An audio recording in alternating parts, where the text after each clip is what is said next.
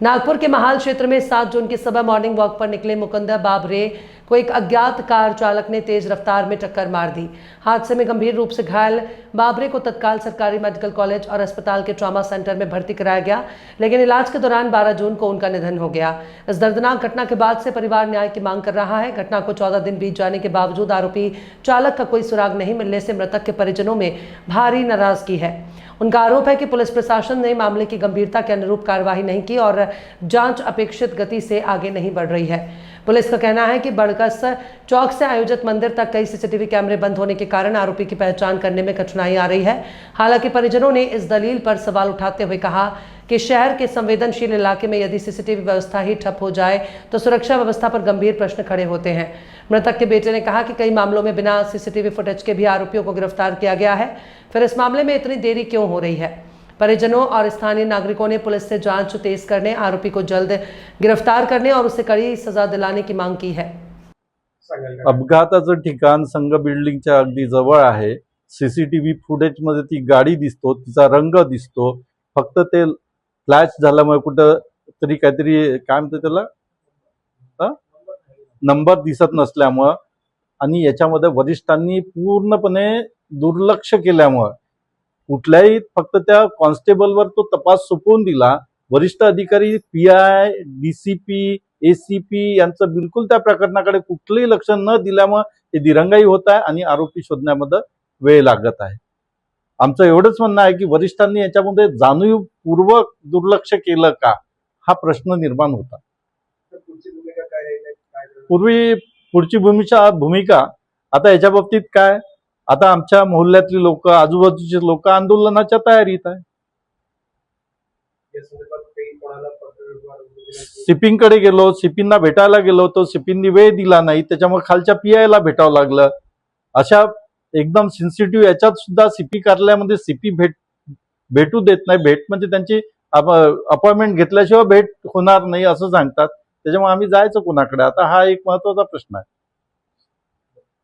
एकंदरीत विचार केला तर आतापर्यंत जे पोलीस मध्ये आपली एफआयआर आहे त्या एफआयआर मध्ये मी गेल्या 7 दिवसापासून त्यांच्या संपर्कात आहोत, परंतु ते अद्यापही आरोपीला अजूनपर्यंत शोधू शकले नाही। त्यांच्याकडे वेगवेगळे फुटेजेस आहे, त्या फुटेजमध्ये टांगा स्टँडपासून इतवारीपासून गाडी येताना दिसलेली आहे, परंतु त्याचे गाडीचा नंबर पूर्णपणे विजिबल नसल्यामुळे त्यांचं असं म्हणणं आहे की आम्ही शोधाशोध घेत आहे, परंतु याच्यामध्ये फक्त एक कॉन्स्टेबल आणि एक त्याच्यावरचा अधिकारी फक्त तेवढेच आहे। त्या व्यतिरिक्त ना पीआय याच्यामध्ये इन्व्हॉल्व आहे, ना डीसीपी आहे, ना एसीपी आहे। जर यांनी स्वतः लक्ष जर दिलं असतं या केसमध्ये तर नक्की आतापर्यंत 14 दिवस उलटूनही आरोपी आपल्याला पकडता आला असता। आणि आज पोलीसवाल्यांचं स्वतः असं म्हणणं आहे की आम्हाला ही गोष्ट उशीर याच्यासाठी लागत आहे कारण की महाल एरियातले सगळे चौकातले कॅमेरे जे आहे टोटली बंद आहे, त्यामुळे आम्हाला गाडी नंबर ट्रेसिंग करायला फार अडचण होऊन राहिलेली आहे।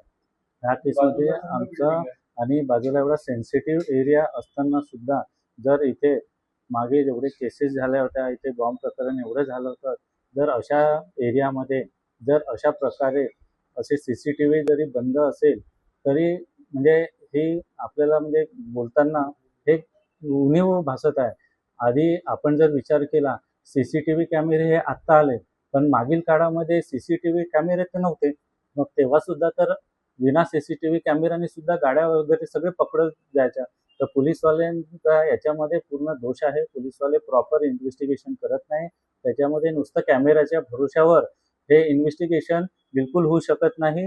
जर जुन्या काळात मी जे आत्ताच सांगितलं तर विना कॅमेऱ्याने सुद्धा इन्व्हेस्टिगेशन होऊ शकतात, याच्यामध्ये पूर्णपणे दुर्लक्ष सुरू आहे।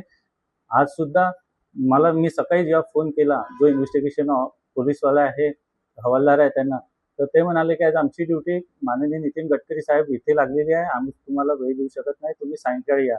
म्हणजे हे असे बोलतात तर आम्ही कसा न्याय त्यांच्याकडून अपेक्षित ठेवावा, त्यांच्याकडून न्याय मिळेल याची आम्ही कशी शाश्वती ठेवावी। त्यामुळे आम्हाला याबद्दल न्यायाची खरंच आवश्यकता आहे। आम्ही त्यांच्यावर विश्वास ठेवून आहोत की ते आम्हाला नक्कीच न्याय देतील। Double Guinness world record holder Somaiya MSPM group प्रस्तुत करता है चंद्रपुर का best engineering college, Somaiya institute of technology Chandrapur. AICTE नई दिल्ली एवं महाराष्ट्र शासन द्वारा अप्रूव्ड, जहां मिलती है क्वालिटी एजुकेशन और शानदार करियर की गारंटी। सेशन 2026-27 के लिए B.Tech में computer science, data science, aeronautical engineering, artificial intelligence end machine learning, electrical और माइनिंग इंजीनियरिंग के लिए एडमिशन शुरू। SC, ST, NT, VJ, SBC छात्रों के लिए सरकारी स्कॉलरशिप के तहत निशुल्क प्रवेश। OBC और ओपन कैटेगरी के लिए 50% तक फीस में छूट, साथ ही माइनॉरिटी और EBC स्कॉलरशिप उपलब्ध। आज ही संपर्क करें। Somaiya institute of technology, DTE code 4703, Vadgam ward, Chandrapur. Mobile number 9800004715।